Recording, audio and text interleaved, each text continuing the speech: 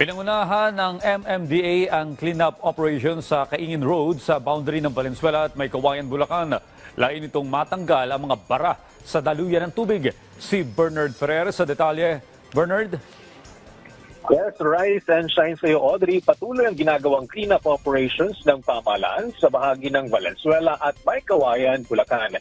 Upang maiwasan ang pagbaha sa bahagi ng North Luzon Expressway NLEX sakaling muling bumuhos ang napakalakas na ulan.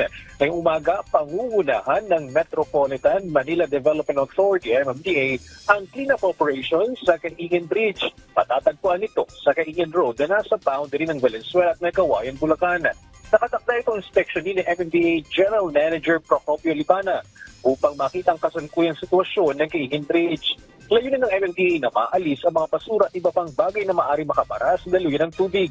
Nauna na nagsagawa ng kalintulad na inisyatibang Department of Transportation o DOTR at pamunuan ng NLEX, partikular dito sa 11 lugar na natukoy na dahilan ng pagbaha sa expressway. Ang mga ganitong hakbang ay tugon sa direktiba ni Pangulong Ferdinand R. Marcos Jr. na pagtulungan ng mga ahensya ng pamahalaan upang maiwasan ang pagbaha. Gayon din ang hatid itong abala sa mga motorista at mga commuter na kung minsan ay na-stranded sa daan tuwing may pagbaha. Audrey? Maraming salamat, Bernard Ferrer.